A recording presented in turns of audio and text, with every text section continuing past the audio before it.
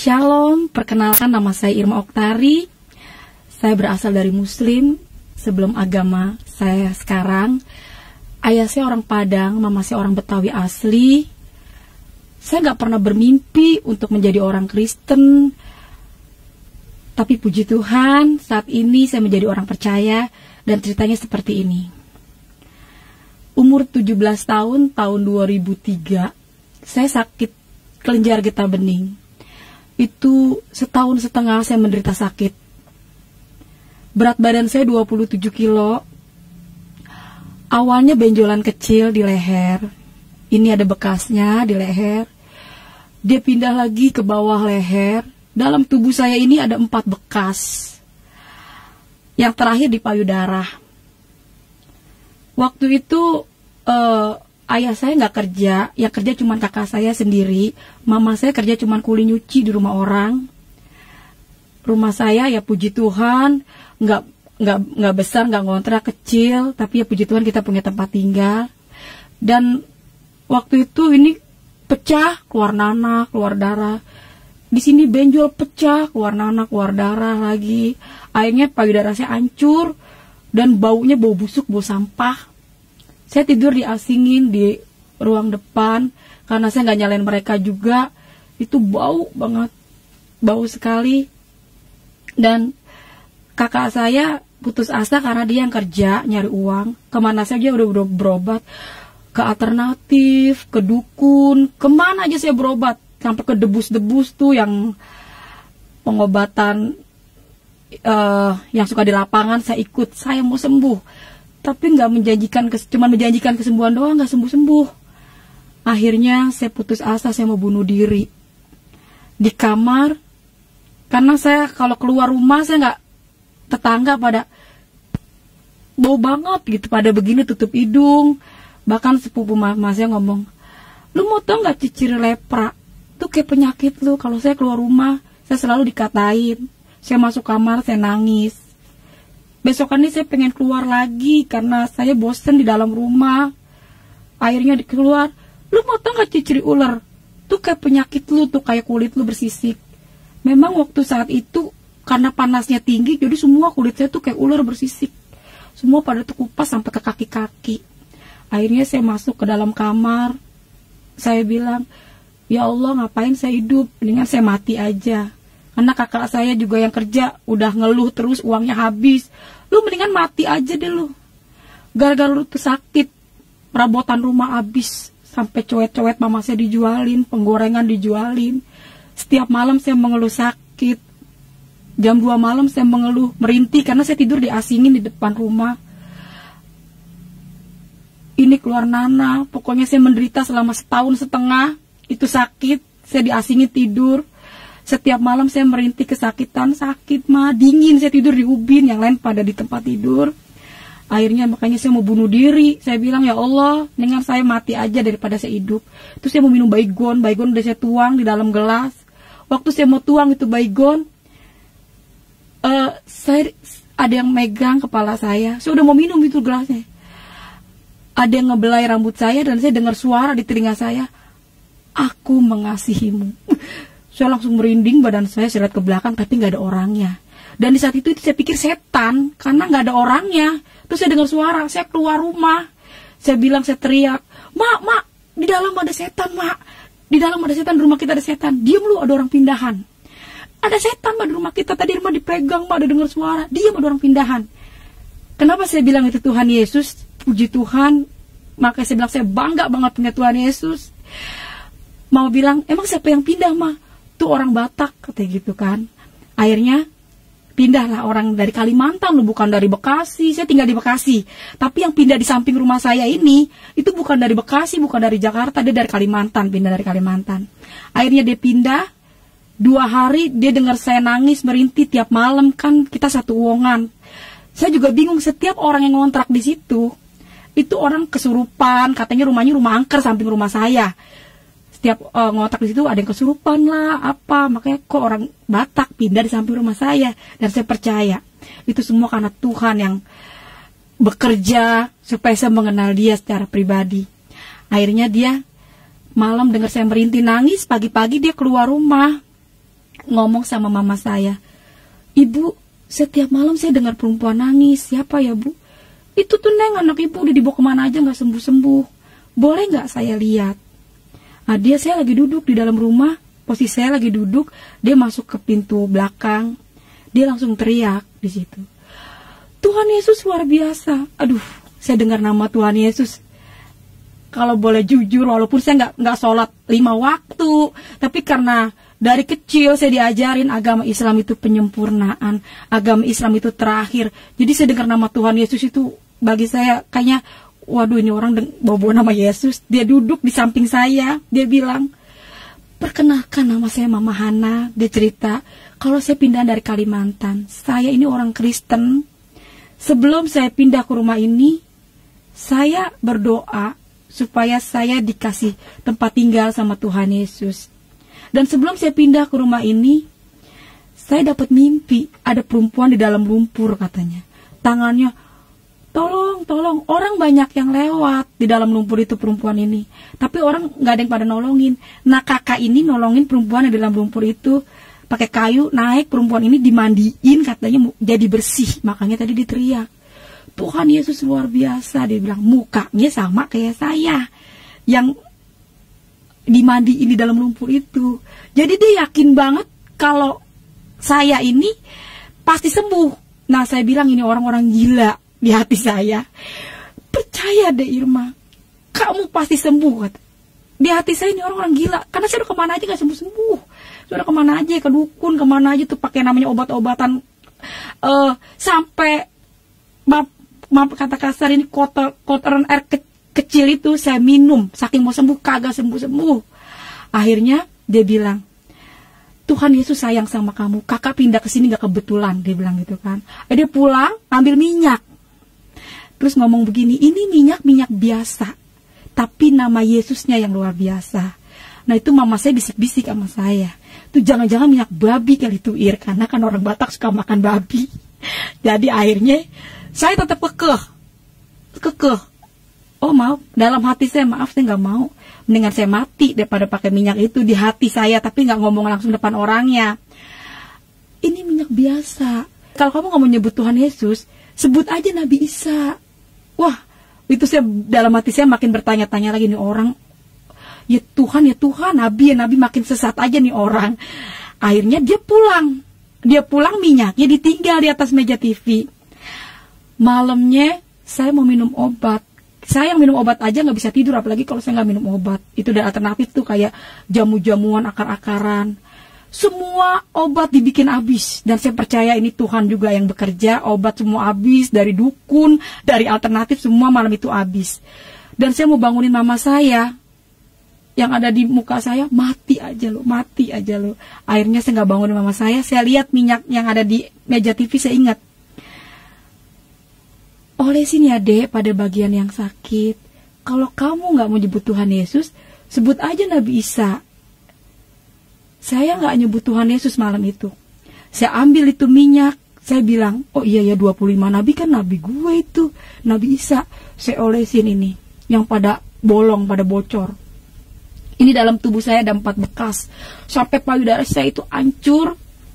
Nanti ada fotonya. Itu hancur payudara saya sampai gerowak gitu payudara saya. Baunya itu bener-bener bau sampah.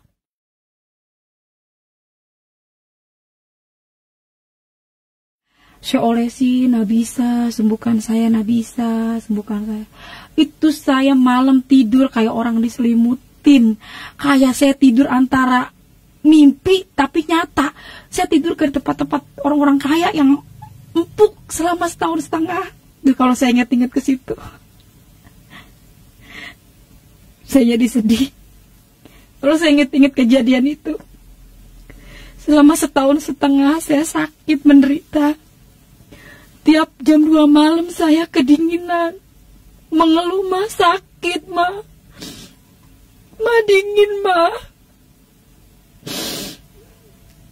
Dan malam itu, setelah saya pakai minyak, yang dibilang minyak urapan, saya olesin, saya panggil Nabi Isa, sembuhkan saya.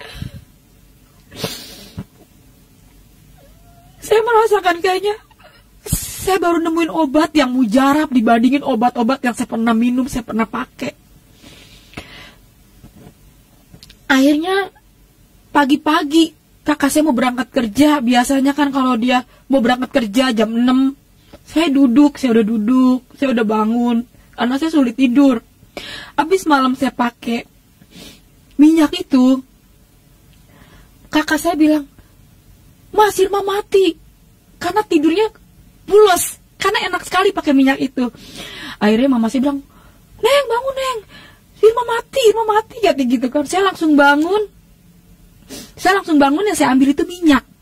Saya ambil minyak, "Ma, ini minyak enak banget, Ma. Irma malam pakai minyak ini." Saya cerita lah waktu malam itu, Irma tidur kayak orang diselimutin, Ma. Irma gak kedinginan lagi. Terus tidurnya tuh, Ma, ke tempat tidur tuh empuk kayak orang-orang kaya, Ma, yang ada di TV, kata saya gitu. Itu minyak babi kali, Ir. Mau babi, mau tikus, mau anjing, bodo amat dah. Pokoknya itu minyak, saya kagak peduli. Pokoknya itu enak banget. Bagi saya itu minyak ajaib gitu. Karena setelah pakai minyak itu enak banget. Kata mama saya, "Yaudah Neng, pakai. Yang penting lu sembuh dah Neng," kata, "kalau emang itu obat, Ma," kata gitu, kata mama saya. Ya udah, Ma. Nah, kakak yang di sebelah ini ngerayu saya buat saya ikut ke gereja. Saya tetap kekeh, saya nggak mau ikut ke gereja. Maaf Kak, saya nggak mau ke gereja. Kekeh. Saya tetap kekeh sama prinsip saya, mendingan saya mati, saya nggak mau ke gereja. Tapi puji Tuhan, hikmat yang luar biasa ya datangnya dari Tuhan Yesus. Dia ngajak saya, ngerayunya begini, "Kita jalan-jalan yuk ke mall." Waduh, yang saya tahu mall itu tempat orang belanja. Ya, saya nggak tahu kalau di dalam di mall itu ada gereja. Yang saya tahu tuh gereja itu atasnya tuh kayak di Rawamangun kan, ada gereja HKBP tuh, ada salibnya di atas. Ya, terus saya ngomong, "Emang kakak nggak malu ya Kak bawa saya ke mall? Saya nih bau loh Kak, saya bau busuk, saya jelek Kak." Nah, kakak ini depan orang yang ngatain saya lepra, ngatain saya ular. Dia peluk saya, tapi saya percaya itu bukan dia. Saya percaya ini roh Tuhan yang ada sama dia. Secara manusia, mama saya yang melahirkan saya aja nggak mau deket-deket saya karena badan saya bau busuk. Saya percaya di saat itu, yakin banget itu roh Tuhan yang ada sama dia. Ya, kalau bisa dibayangin ini nanah. Ini nanah, bau banget. Kaki saya itu bersisik. Pokoknya saya buruk. Manusia terburuk mungkin bagi saya. Tapi dia peluk saya loh depan orang-orang yang ngatain saya lepra. Kata, "Siapa kamu jelek? Kamu tuh cantik loh, Dek." Dia selalu perkatakan tuh yang bagus-bagus. Akhirnya, ini orang siapa sih? "Jangan Kak, saya bau Kak, saya jangan dipeluk." Dia peluk saya. Ya udah, saya ganti baju panjang, pakai celana panjang. Benar, saya ke mall.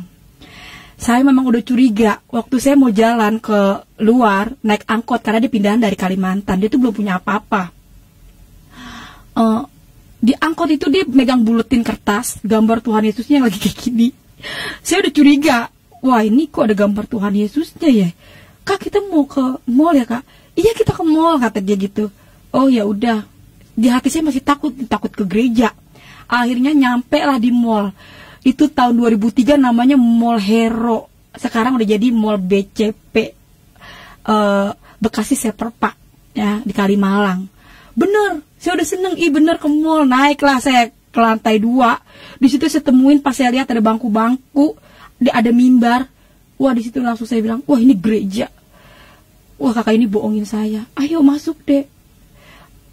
Aduh, saya pegang kantong saya. Gak megang uang sama sekali. Tuhan Yesus itu luar biasa, dahsyat banget. Pokoknya kalau dia udah buka, gak ada satu manusia pun dapat nutup, termasuk hati saya. Ya, saya udah gak mau, mendingan saya mati ikut Yesus, kagak mau. Itu Tuhan izinkan saya gak megang uang. Biasanya mama saya, "Nih Neng, kalau mau pergi kasih saya duit 5.000. Nih Neng, buat pegangan ya." Ini sama sekali saya gak pegang uang. Dan kalau seandainya pun saya pulang dari Kalimalang ke rumah saya itu Cipendawa, itu saya bisa gempor, bisa jatuh di jalan karena jauh banget, 2 kali naik angkot. Mau gak mau saya masuk gereja. Saya duduk paling depan. Saya istighfar karena saya takut. Waduh, saya sakit. Gue mati, masuk neraka ya. Karena di luar Islam itu kafir. Saya duduk, saya istighfar, astagfirullahaladzim, ya Allah, saya baca ayat yang saya hafal aja. Saya ketakutan nih. Saya duduk paling depan, dan pertama kali saya kenal pendeta itu pendeta Gilbert Lumaindong. Itu pertama kali saya kenal pendeta. Tapi saya kagak tahu waktu itu dia pendeta terkenal. Akhirnya dia son itu depan muka saya, walaupun saya baca-baca ayat yang saya hafal, baca ayat Al-Fatihah, Kulhu, tetap gedean son yang ada di depan saya ini. Saya baca astagfirullahaladzim, astagfirullahaladzim. Terus dia bilang, Tuhan Yesus dekat kepada orang yang hancur hatinya. Sekalipun manusia memandang rupamu, engkau berharga di mata Tuhan. Saya masih baca istighfar, astagfirullahaladzim, tapi Pak Gilbert terus ngomong, air matamu ditampung di kiblatnya Tuhan. Dia bilang gitu. Engkau berharga di mata Tuhan. Hai engkau yang sakit. Tuhan Yesus berfirman, marilah hai engkau yang letih lesu dan berbeban berat. Datanglah padaku, pakailah kuk yang kupasang ini, karena kuk ini ringan dan lemah lembut. Kamu yang berbeban sakit penyakit, datanglah pada Yesus. Dia bilang, oleh karena bilur-bilurnya kamu telah sembuh.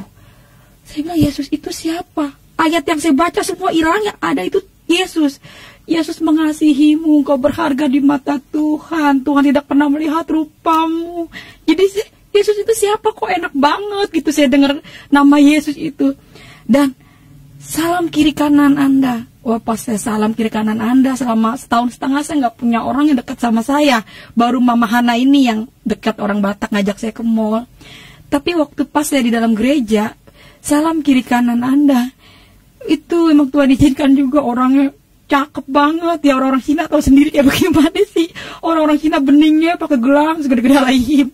Salaman, saya gak dapat duit 1 juta. Ya ampun, salam kiri kanan, saya lihat salam. Kok dia, saya ngerasa saya punya temen. Dan setahun setengah yang ada dalam hidup saya itu selama saya sakit, kok gue hidup begini-gini banget, gue nyusahin orang tua, selalu saya nangis, mengeluh, mendingan mati, pengen bunuh diri. Tapi waktu saya ke gereja, itu saya diajak nyanyi. Kan di gereja itu bersuka cita banget gitu. Sayang, sayang, disayang. Saya ikut goyang, dan saya ikut menari-menari. Saya ngerasa, wow, selama setahun setengah ini yang saya cari, saya nari, saya goyang, saya bahagia ada di dalam gereja ya. Akhirnya saya pulang dari rumah, ayah saya tanya, dari mana kau? Jujur secara daging saya takut karena ayah saya sangat fanatik banget.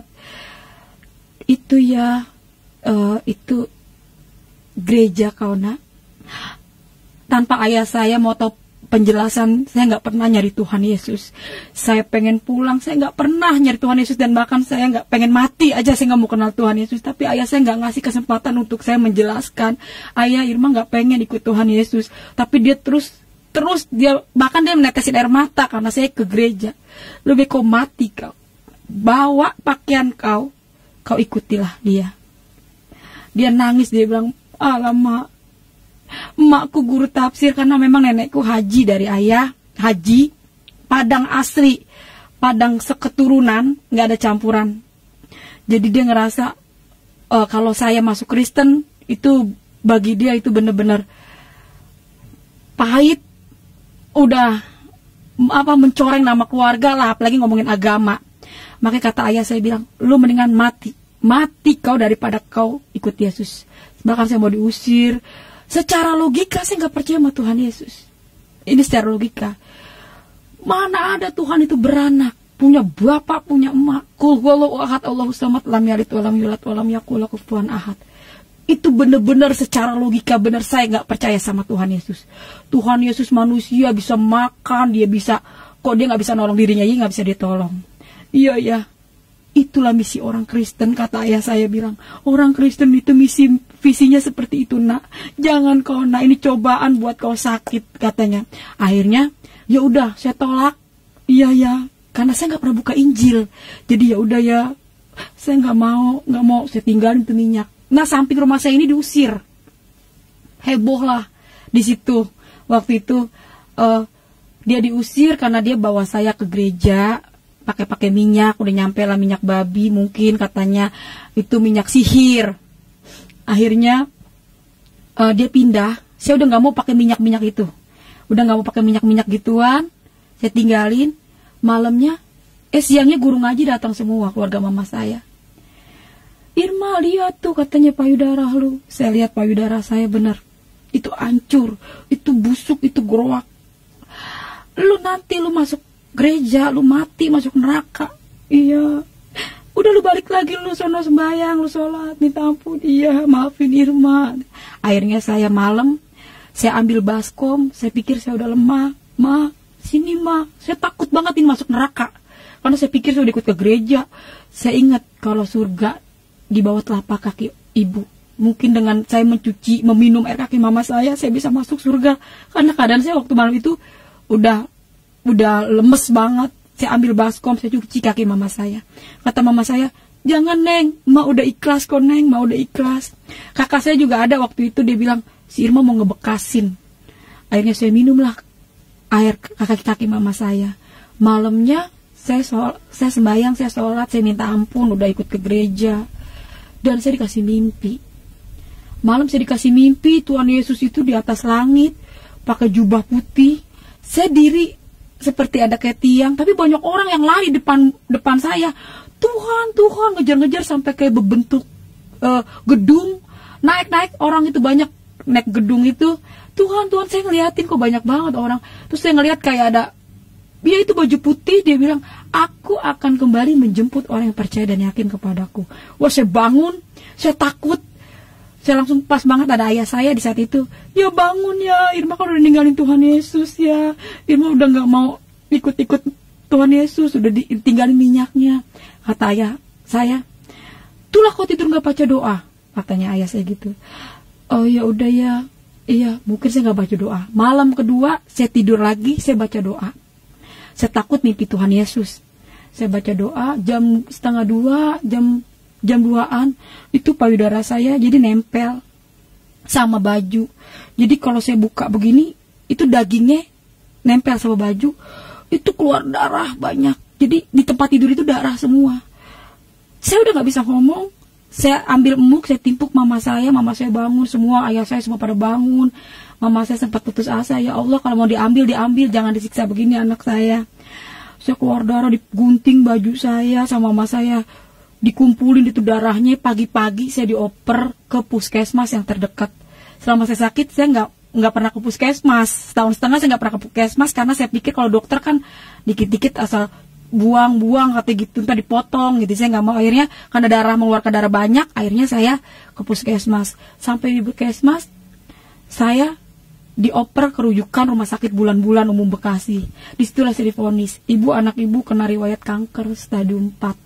Adanya gitu kan, ini harus dibawa dikasih rujukan lagi ke Darmais, kata dia bilang gitu, karena alat-alatnya semua di sono, kemo apa gitu.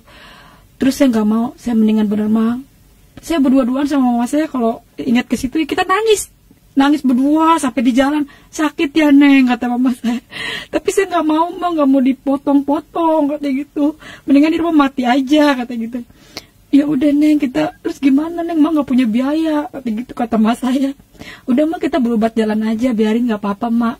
Akhirnya saya pulang hari kedua, saya balik ke puskesmas karena saya butuh perban sama alkohol, kan itu darahnya masih ngucur. Hari kedua saya ke puskesmas, saya ketemu orang yang berbeda. Saya udah tinggalin itu minyak ya, orangnya udah pindah, udah tinggalin minyak. Saya kagak mau kenal Tuhan Yesus, saya udah sholat, udah nggak mau, saya udah minta ampun. Nah waktu ke puskesmas hari kedua, saya ketemu beda orang, namanya Bu Foni. Dia orang Manado. Dia bilang gini, ibu sini deh, saya mau ngomong 4 mata, kata dia gitu. Ngomong apaan ya Bu? Saya ngomong di ruang gigi sama ibu yang ngajak saya nih, Bu Foni. Dia seorang bidan di puskesmas. Akhirnya dia bilang, ibu, dia ngomongnya juga, dia megang-megang kantong ya. Nah ini ya, ibu saya ini perkenalkan, nama saya Foni, saya orang Kristen ya. Terus dia ngeluarin minyak dari kantongnya. Itu emak saya tuh pengen kaget. Lu bujuk, itu minyak ketemu lagi, kata gitu, kata emak saya. Dia cuma orang Bu Foni kan nggak tahu sebelumnya kalau saya udah pakai minyak itu. Jadi mama saya itu bener-bener, itu minyak ketemu lagi. Jadi yang ada di otak saya itu waktu itu, waduh itu minyak, gara-gara tuh minyak sampai heboh katanya itu minyak babi. Gara-gara itu minyak saya ditendang sama ayah saya diusir. Pokoknya rame dah tuh gara-gara minyak gituan doang. Akhirnya mama saya bilang, lu jujur ya Neng. Lu jujur ya Neng, itu minyak ketemu lagi, kata mas saya. lu emang enak Neng pakai minyak gituan? Kata. Ma jujur Ma, itu minyak enak banget Ma. Kalau obat yang lain, ya udah deh Neng pakai tuh minyak, mungkin emang tuh minyak jodoh lu kali, katanya lu sembunyi di situ, kata Ma gitu. Tenang aja Ma, ntar kalau sembuh Irma tinggalin tuh minyak. Tenang aja Ma, kalau udah sembuh Irma tinggalin tuh minyak. Yesus Irma tinggalin. Pakai minyak dulu deh nih, karena kita butuh kesembuhan. Yaudah Neng, lu pakai aja, bilang-bilang ayah lu, kata gitu. Akhirnya kita janjian sama Bifun ini di puskesmas hari Jumat. Dan saya nggak ngerti ya, Tuhan itu bener-bener luar biasa ya, dahsyat banget Yesus ini ya. Begitu banyak gereja, jadi saya nggak bawa gereja, segala pujian cuma buat Tuhan Yesus. Tapi kok saya dibawa lagi tuh gereja yang sama, bahkan saya nginjek itu gereja itu lagi. Jadi waktu saya pulang, besok kita janjian ya, kata gitu kan, katanya Ibu Fon. Oh iya Bu, jam sekian, akhirnya saya dianterin sama mama saya. Saya dianterin sama mama saya benar pergi ke gereja. Gerejanya yang sama. Jadi waktu saya nginjek gereja, saya juga di situ kayak orang kebingungan. Ini kenapa ya, saya udah tinggalin, saya udah kagak mau ikut Yesus, kok saya nginjek gereja yang ini lagi gitu kan. Akhirnya, yaudahlah saya ikutin. Terus saya ingat, waktu saya pakai biasa, minyak biasa, kan katanya minyak bimoli. Saya pakai minyak bimoli itu perih. Makanya dibilang itu katanya minyak babi, minyak sihir. Orang saya pakai minyak bimoli itu perih. Saya tanya, Ibu ini minyak bimoli ya? Iya, ini minyak bimoli kok. Akhirnya saya beli minyak bimoli di bawah tuh, saya diajak sama dia. Saya ambil sendiri itu minyak. Saya lihat, saya ambil, itu beli, saya dibawa ke kasir, saya bayar. Terus saya lihat di mata saya sendiri ya, itu minyak didoain sama pendeta. Dalam nama Yesus Tuhan, ini minyak menjadi minyak yang diurapi Tuhan, minyak yang luar biasa. Tetesin ya ke dalam mulut, kata dia bilang gitu kan, ke dalam tubuh. Karena kalau penyakit dalam harus masuk itu minyak urapan, ya kan. Saya lihat sendiri, doain, saya bawa pulang itu minyak. Nah pulang saya dari gereja, saya dibawa ke Gramedia sama ibu ini. Saya dibawa ke Gramedia, saya dibeliin Alkitab. Ini bawa pulang ya Irma. Waduh, saya di situ saya bingung. Ibu ini terlalu baik. Sebenarnya saya mau tolak ini Alkitab karena bapak saya itu fanatiknya minta ampun. Iya Bu, baik banget, saya diajak makan. Pokoknya saya dibelanjain dah sama ibu ini dah, pokoknya baik banget dah nih ya. Akhirnya saya nggak bisa nolak, saya bawa lah itu Alkitab. Dibawa ke tas, saya pulang. Sesampainya saya di rumah, itu Alkitab saya taruh di bawah baju. Saya taruh di bawah baju. Mama saya bilang, lah udah pulang lu Neng. Iya Ma, saya cerita. Ini Ma, ini dibeli minyak, ini beneran minyak bimoli. Saya cerita sama mama saya, ini beneran minyak bimoli Ma. Ya udah deh Neng, katanya. Akhirnya saya setahun setengah nggak pernah mandi. Mak, mandi Mak. Tadi Irma dengar firman Tuhan, imanmu lah yang menyelamatkanmu, gitu. Kata pendeta, mandi. Lu perih kagak? Kata Mak gitu. Udah deh Mak, mandi aja dah, kata gitu. Yaudah dah, kata gitu, kata Mak. Yaudah tuh lu makan dulu. Akhirnya Mak saya ngeliat, kan suruh tetes. Saking saya mau sembuh itu minyak, segelas saya minum. Saya yang minum minyak itu Mak saya yang kelak-kelakan. Akhirnya udah selesai, Mak saya pada keluar, pada di luar, saya nggak tahu waktu itu. Saya penasaran. Saya penasaran anak bisa itu siapa sih? Nah saya ambil ini Alkitab. Tapi saya nggak mau ngambil Alkitab doang. Saya ambil Al-Quran hanya terjemahannya. Saya ambil Al-Quran terjemahannya, saya ambil Alkitab. Agama itu boleh banyak, ada 5 agama. Saya nggak bilang Yesus, saya kagak bilang Allah. Saya bilang Tuhan pencipta bumi dan langit. Yang mana ini yang benar? Yang ini apa yang ini? Masalahnya saya kagak mau ketemu ini. Saya udah tinggalin kok ketemu lagi gitu. Akhirnya saya buka mulai dari Al-Quran. Dan saya percaya, saya ini nggak sekolah, cuma sampai SD. Itu kalau bukan Yesus yang nuntun, mana kita tahu gitu kan ya. Dan saya yakin banget itu Tuhan. Makanya saya ingat firman Tuhan, bukan kamu yang memilih aku, akulah yang memilih kamu. Saya nggak bener-bener bahagia banget ya, saya nggak pernah nyari Tuhan, tapi Tuhan sabar. Udah saya tolak berapa kali, sudah kagak mau ikut dia, tapi bener-bener luar biasa Tuhan Yesus itu ya. Saya mulai buka, ini artinya yang saya baca. Ihdinas shiratal mustaqim, artinya, ya Allah tunjukkanlah kami jalan yang lurus. Ya buka nih Alkitab. Akulah jalan kebenaran dan hidup. Tiada datang kepada Bapa kalau tidak melalui aku. Jawab. Saya buka lagi Al-Quran. Di Al-Quran mengakui Taurat, Zabur, Injil, terakhir baru Quran. Saya tanya, kalau memang Injil ini benar, kenapa ada Quran? Saya bertanya-tanya, kalau memang Injil ini benar, kenapa ada Quran? Alkitab bilang, firmanku tidak berubah dulu, sekarang, sampai selama-lamanya. Kenapa ada Quran, kata saya? Saya mulai baca, ya kan, surat An-Nisa kalau nggak salah, tapi saya lupa ayat berapa itu ya. Jikalau kamu takut tidak adil pada istrimu, nikahkanlah 1, 2, 3, selebihnya 4. Dan bawahnya kalau nggak salah saya baca itu selebihnya budak-budak. Itu pun kalau yang saya ingat ya. Wah, walaupun di saat itu saya sakit ini, wah saya hancur, saya buruk rupa. Waduh, saya kagak mau dimadu. Jadi pas saya baca ayat itu, saya buka lagi Alkitab. Kalau nggak salah Matius 7 ayat 21. Ayat 15, 21 sampai 21. Waspadalah akan nabi palsu menyamar seperti domba, yang nggak taunya dia serigala. Dari buahnya lah kamu bisa melihat. Saya mulai baca di situ kan, Tuhan Yesus menyembuhkan banyak orang sakit. Di dalam Al-Quran sendiri Nabi Isa menyembuhkan orang sakit, orang mati bisa bangkit, dan lebih yakin lagi. Di situ saya mulai percaya banget kalau Yesus adalah Tuhan. Rasul Petrus bilang begini, sia-sia iman orang Kristen kalau Yesus nggak bangkit. Oh, Yesus bangkit. Jadi sia-sia. Ingat, orang Kristen sia-sia kalau Yesus itu nggak bangkit. Lo kalender saya lihat emang bener ada kenaikan Isa Al-Masih. Berarti kan memang ada faktanya, orang kalender kok ditulis kenaikan Isa Al-Masih, berarti Yesus benar-benar bangkit. Dan saya di situ mulai baca, ngejamah jubahnya aja itu bisa sembuh. Saya langsung bilang, ih ternyata Yesus itu adalah Tuhan, benar-benar Tuhan. Berbahagialah kamu yang dianiaya oleh karena namaku. Jadi semua udah tertulis di dalam Alkitab. Jadi kita sekarang tinggal menjalani sampai Wahyu nih. Kita diapain dah, namanya dunia semua tinggal ngejalanin sampai Wahyu. Pokoknya Injil itu benar-benar luar biasa menurut saya. Yang saya baca benar-benar itu nyata. Bahkan saya mengalami sendiri ya tentang mujizat Tuhan. Puji Tuhan, saya ambil itu minyak, saya nggak sebut Nabi Isa lagi.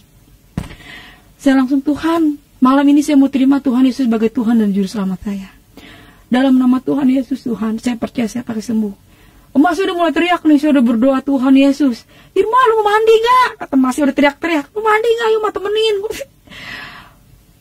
Nggak tahu kenapa saya langsung mau mandi. Di situ iman sebiji sawi aja katanya bisa mindahin gunung. Jadi jadilah seperti imanmu. Iman itu mengalahkan dunia. Jadi saya, Tuhan Yesus, benar saya mau punya iman Tuhan. Saya benar-benar yakin kalau Tuhan yang panggil saya. Ya, saya percaya Tuhan Yesus, Engkau mengasihi saya seperti Engkau menjamah saya waktu saya mau bunuh diri. Makanya sampai hari ini, kalau saya punya pergumulan, saya ingat suara Tuhan itu. Aku mengasihimu. Wah, saya semangat. Saya percaya Yesus gak berubah. Saya mandi, saya siramin itu air. Dalam nama Yesus Tuhan. Dalam nama Yesus Tuhan aku bisa mandi. Gak ada perih di dalam badanku ini yang sakit. Biru-biru Yesus menyembuhkan saya. Enggak sampai berbulan-bulan. Enggak sampai berminggu-minggu. Mungkin bisa dihitung hari. Puji nama Tuhan, saya mandi. Saya mulai ngerasa, saya ngaca. Wah, ini rambut. Setahun setengah saya gak pernah punya rambut diriap begini. Paling dikonde, namanya saya orang sakit ya. Tapi setelah saya mandi, rambut saya panjang banget, saya ngaca ya.